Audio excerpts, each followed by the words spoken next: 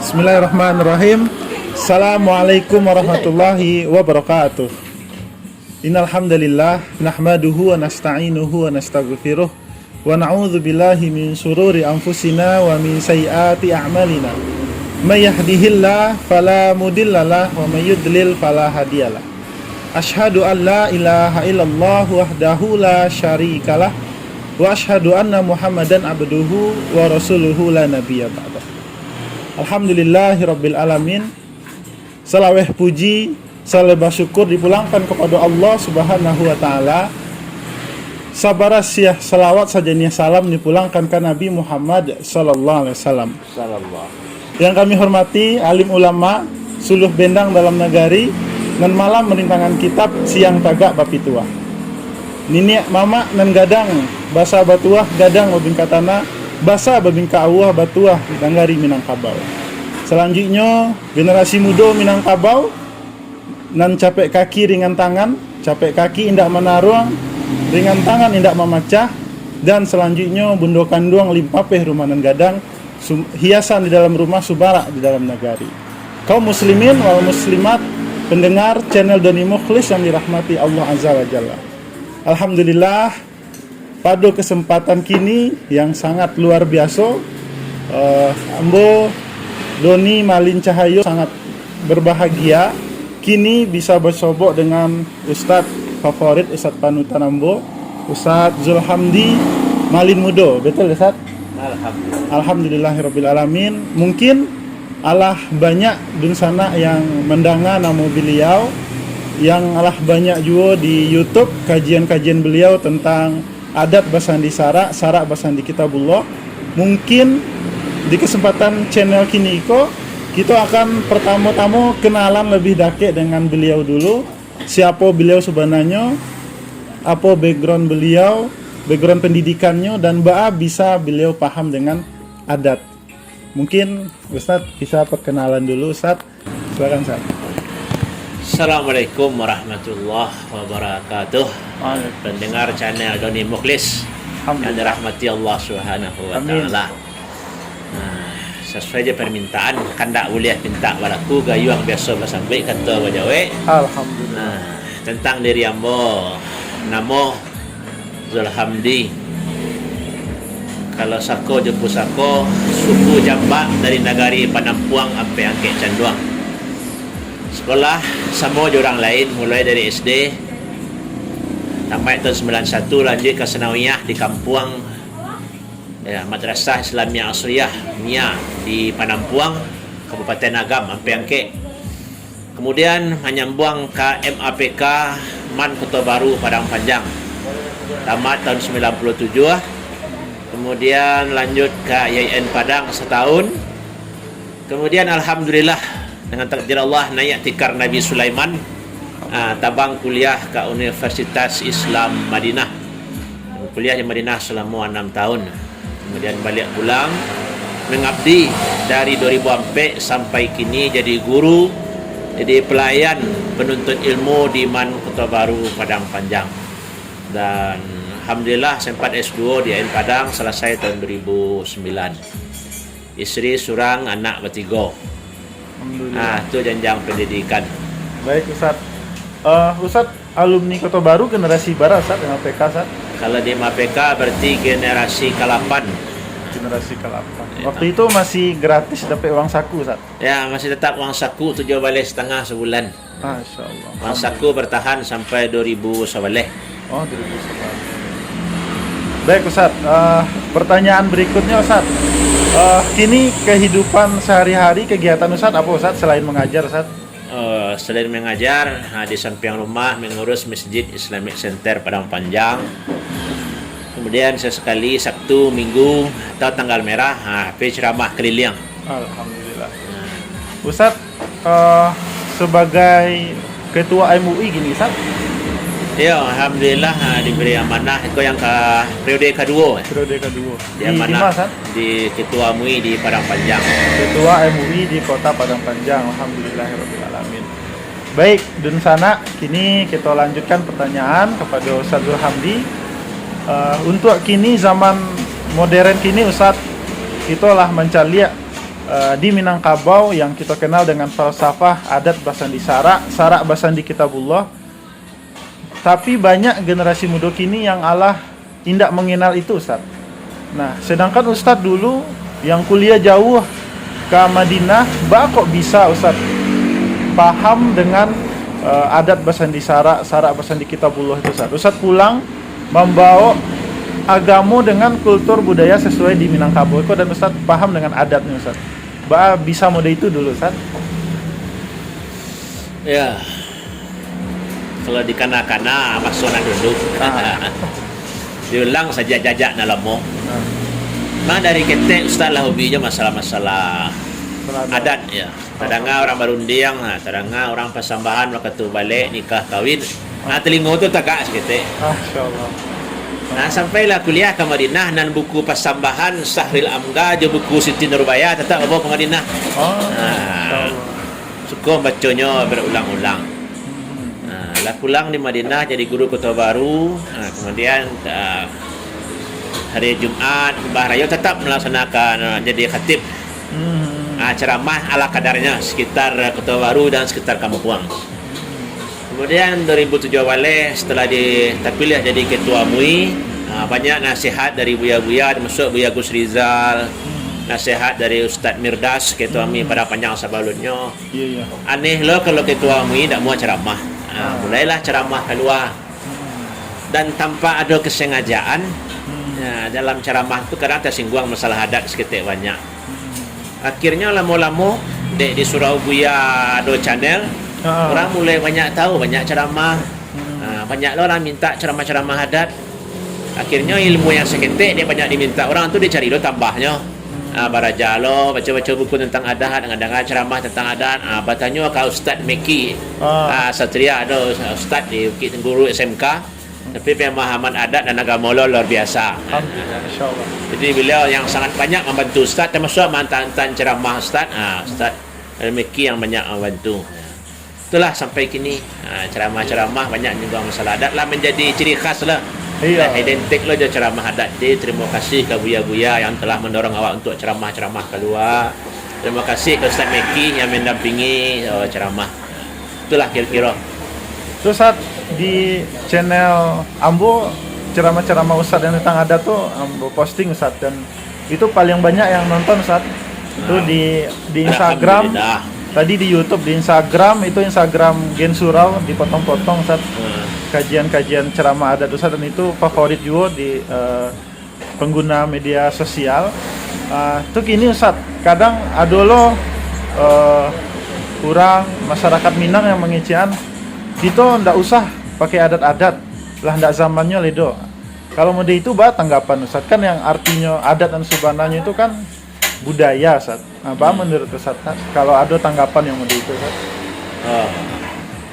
Setiap manusia itu dengan fitrahnya memiliki adat. Orang yang anti adat Minang itu sendiri akan bersekukuh dengan adat. Contoh sederhana, ada orang di Mukoak sedia mota, kini lah kayak tua pada wak. Di kecilnya mau dah suku ada adat tu dah. Langsung saya pawaang saja. Nyawang tunjuk kiri. Tersinggung tak? Kalau tersinggungnya ditunjuk kiri, tersinggungnya di pawaang, tanda ada rasa adatnya. Karena itu adat sehari uruf. Kemudian di Minang perlu juga ambedan antara adat Minang dan budaya Minang itu berbeda. Kalau budaya kaya hasil cipta karsa manusia, adat istiadat cara berpakaian, merdeka, cara berpeci. Itu adat istiadat. Kemudian adat yang diadatkan itulah aturan-aturan di tiuk-tiuk nagari, tiuk-tiuk kampung di Watak ada lo ada aturannya, di Minang ada, di Sunda ada. Ndak awak saya beradat, orang lain beradat je. Itu adat yang diadatkan. Ada lo adat yang teradat entah dari dulu budaya aku atau adat kau. Contoh orang awak basuku ke ibu, pusako tinggi ke kemanakan, itu kan adat lah teradat dari dulu. Nanti go macam adat kau masuk budaya. Cuma yang pertama adat dan sawana adat tu tak budaya. Karena adat dan sawana adat tu di Minang bana dan berdiri dengan sendirinya. Itulah nanti diterima dari Allah, dijawab dari Nabi, itulah syarak. Di situlah adat basandi syarak, syarak basandi kitabullah. Tak bisa dipisah lain. Semuncak mati tarambau para bola diang lukolah bau kaduonyo adat jo syarak di Minangkabau baawa dengan tabiang sandawa-sanda kaduonyo labis lapayah dipisahan. Jadi kalau di Minang orang anti adat berarti sama jo anti agama dah. Adat dan sawana adat itu agama. Jadi mungkin pemahaman itu yang perlu diluruskan. Iya betul. Kelemah nawak kini kan sosialisasi adat kan kurang. Orang-orang yang maja menyenggah masalah adat ko banyak yang kurang. Banyak ada dulu yang bersukukuh jo adat. Belajar adat ko ya minta diperbaharui. Lapua-lapua dikajangi usang dibaharui. Kadang nggak berkukuh jo adat lama ndak update lah zaman kini ya. Itu istilah anak muda kini ya. Karena harus diperbaharui. Kadang tokoh untuk melakukan pembaharuan itu yang kurang dewa. Sehingga nak mudah lah nanti saya adat kan. Jadi orang yang akan menerjemahkan adat dengan bahasa kekinian itu yang membutuhkan. Itulah kira-kira Malin Cahyo. Baik Ustaz, jadi memang patokan adat itu bukan budaya tapi memang adat dan sabana adat ya Ustaz. Itu yang pertama, adat dan sabana adat. Itu syarat yang kedua, adat nanti adat basuku ke ibu, pusako tinggi turun ke Manakal tu nanti saya dulu. Kalau ndak mau itu ndak Minang awak. Kalau pindah suku ke ayah tu ndak bilang Minang aja.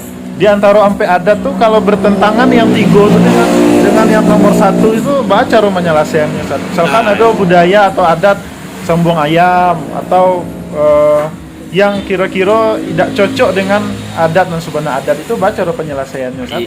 Itu sama aja masalah-masalah agama yang lain, masalah-masalah penyakit sosial. Itulah gunanya dakwah, itulah gunanya pendidikan. Jadi orang guru-guru di sekolah, di SD, SMP, SMA itu walaupun dah sekolah agama selamanya mendidik pada kebaikan itu berdakwah tu. Jadi jangan awak pahami berdakwah biar ustaz atau guru-guru agama seluruh yang mengajak pada kebaikan. Jadi apapun yang ada di masyarakat selama itu tidak baik, tidak positif, berusaha menghilangnya, itulah dakwah. Dan tidak haruslah dengan cara membenturkan. Iya Ustaz. Semua judi, nak judi itu dari dulu kan tak pernah hilang sampai kini lah. Nabi lah bara Nabi berdakwah, nak lah bara ulamanya do judinya. Tapi kalau mempertentangkan bado ulama do judi tak bisa lo bahasa awak muda itu. Jadi itulah tugas awak dakwah. Itulah amal saleh awak. Pintu buka oleh Allah. Berarti memang antara adat sama agama tuh pakai Cik Ustaz tadi yo saling sanda menyanda keduanya Ustaz ya. Berarti memang kalau ada yang mengecewakan kok kaum adat kenyo ndak perlu agama dia. Kok kaum agama kenyo ndak perlu adat, berarti itu memang sesuatu yang perlu diluruskan ya Ustaz ya. Iya. Jadi orang bahasa menggunakan itu adat yang di situ maksudnya mungkin budaya. Sama orang menyebut perang padri, perang antara kaum adat kaum agama. Adat yang dimaksudnya di situ adalah budaya. Dan itu kan yang menulis orang luar. Tapi kalau orang Minang menulis bentuk buaya hamkanya tak ada buaya perang padri, perang antara kaum adat kaum agama. Dalam Tambo Minang tak ada perang kaum adat kaum agama. Dalam Tambo Minang perang tua, perang sabuang ayam, perang hitam putih. Pokoknya buaya hamka menyebut Belanda selalu mempropagandakan bahwa perang padri adalah perang antara kaum adat dan kaum agama. Kan orang Belanda yang mengisi itu. Itulah buaya hamka nulis dari dulu. Baik Ustaz, terakhir Ustaz, misalkan Ustaz untuk adat sama Nabi itu tak ada adat Minang kodo itu bid'ah tuh mah.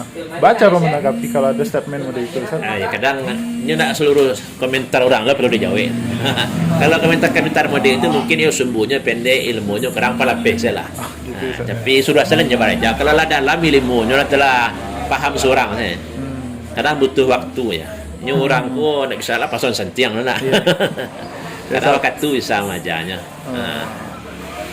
Baik Ustaz, mungkin kau yang paling terakhir Ustaz, mungkin ambo minta kau Ustaz pesan sampaikan kepada generasi muda Minang Ustaz, supaya Minangkabau kok semakin elok ke depannya Ustaz, dari segi pemahaman adat, dari segi akhlak, cara bergaul, dan terhindar dari hal-hal yang kini kok banyak yang dimunculkan di Sumbar kok terkenalnya seperti judi, LGBT, pergaulan bebas dan yang lain-lainnya Ustaz yang berubah. Coba caranya supaya generasi muda kok terhindar dari itu dan pemahaman adatnya pun elok Ustaz.